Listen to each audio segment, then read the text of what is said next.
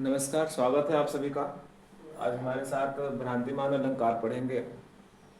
जैसा कि अर्थ अलंकार का ये प्रकरण चल रहा है, एक और अलंकार को आज देखिए। जो संदेहमान अलंकार इसके पहले हम लोग पढ़े थे, तो संदेहमान अलंकार से मिलता जुलता ये है। संदेह में ये भ्रम हो जाता है कि ये वस्तु कौन सा है। दो वस्तुओं में मतभेद बना होता है कि ये जो है रस्सी है या ईख है, गन्ना है या लाठी है। वो संदेह स्पष्ट नहीं हो पाता। और भ्रांतिमान में किसी एक वस्तु का रूप गुण अगर दूसरी वस्तु से मिलता है तो उसको जो है नासमझी से भ्रमवश दूसरी वस्तु मान लिया जाए, समझ लिया जाए। वहाँ पर भ्रांतिमान अलंकार होता है। तो सबसे पहले हम इसकी परिभाषा को देखेंगे। तो परिभाषा देखिए, काव्य में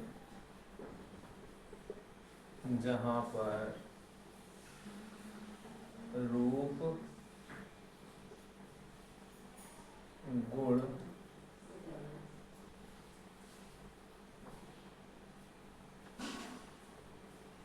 धर्म दशा की स्थिति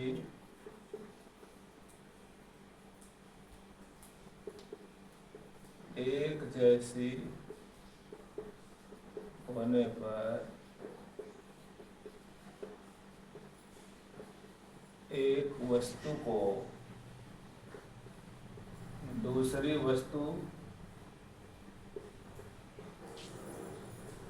मान लिया जाए।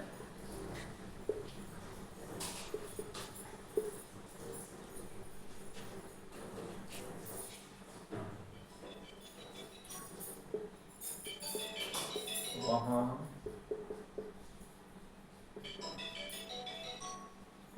भ्रांतिमान होगा। अब देखिए, जहाँ पर किसी वस्तु का रूप, उसके गुण, उसके धर्म, उसकी दशा, उसकी स्थिति एक जैसी हो, यानी एक वस्तु का दूसरी वस्तु से ऐसा मेल हो कि भ्रमवश उसको दूसरी वस्तु ही मान लिया जाए। जैसे उसके पहले इसको हम पहचान देख लेते हैं। एक इसको पहचानेंगे कैसे। भ्रांतिमान अलंकार की पहचान है, एक ट्रिक है, यानी जानकर, मानकर, समझकर, समझी आदि ऐसे शब्द जहाँ देखने को मिले पंक्ति में, वहाँ पर भ्रांतिमान अलंकार होते हैं। अब जैसे एक उदाहरण देखिए कि ओस बिंदु चुग रही हंसनी, मोती उसको जानकर। अभी मैंने आपको बताया कि ये उस जो है भ्रांतिमान की पंक्तियों को, इसी पंक्ति में भ्रांतिमान के अलंकार को समझने का एक ट्रिक है। यहाँ पर जानकर है, यहाँ भी है। यानी सुबह सुबह के समय जो घास फूस के तिनकों पर जो है वो उसकी बूंदे हैं, हंसनी जो है उसे मोती समझ करके चुग रही है। तो यहाँ पर जानना शब्द है, तो इससे स्पष्ट होता है कि यहाँ उसको मोती में और उसकी बूंदों में जो है भ्रम हो रहा है, ओस और मोती। अब उस ओस की बिंदुओं को वह मोती समझ रही है।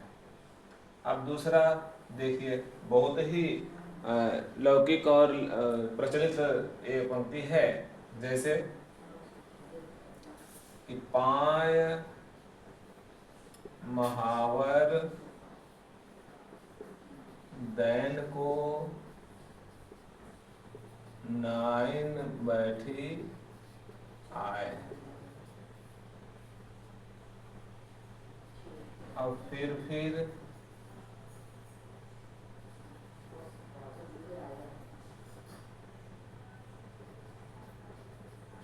समझ ही महावरी।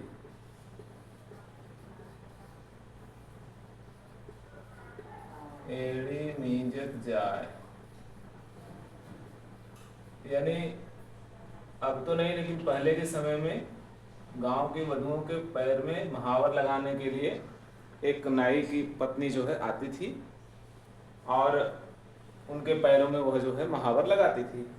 अब एक नायिका है, एक ग्राम वधु है जो इतनी सुंदर है और उसके पैरों की जो एड़ियां हैं वो इतने लाल हैं कि वह जो है नाई नाई की जो औरत है वह नाइन जो है उसके पैर में महावर लगाने के लिए आती है और जब उसके पैरों को देखती है तो एड़ी मीजत जाए। यहाँ पर देखिए ये समझी शब्द है और यहाँ भी समझ ही आया है जो आपको ट्रिक में बताया गया है पहचान में। तो वह उस नायिका की एड़ी को देख करके सोचती है कि इसके पैरों में तो रंग मैं लगा चुकी हूँ या पहले से लगा हुआ है। तो यहाँ पर जो है उसको भ्रम हो जाता है कि इसके पैरों की एड़ी में पहले से महावर लगा है या नहीं लगा है, उसको भ्रम हो जाता है और बार बार वह उसके एड़ी को जो है मीजत उसको रगड़ करके देख रही है कि यह रंग लगा था या नहीं लगा था। उसको भ्रम हो जाता है कि इसकी इतनी सुंदर इतने लाल रंग की एड़ी नहीं हो सकती पैरों का, इसमें रंग लगा हुआ है। तो यहाँ पर ये शब्द को देख करके हम समझ जाते हैं कि भ्रांतिमान अलंकार है।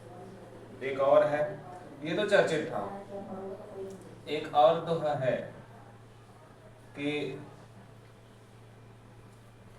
बिल समझ प्रविशन लगो, ये साहित्यिक जो है ध्वनि है, बिल समझ प्रविशन लगे।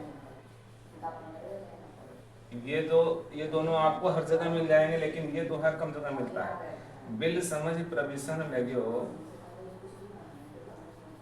करी सुंड में ब्याल, करी सुंड में ब्याल, कारी ऊख समझकर उठा लियो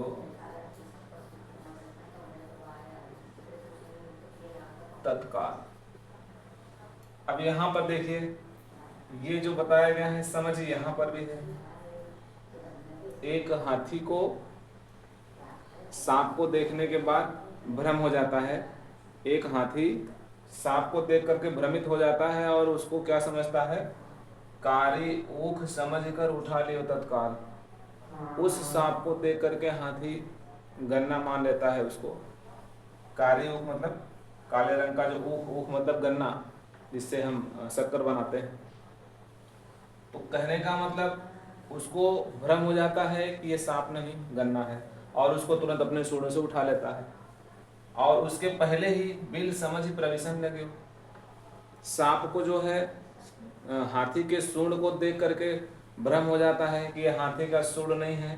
करी सुंड में ब्याल, ब्याल मतलब सर्प होता है, वह सर्प जो है हाथी के सुंड में प्रवेश कर जाता है।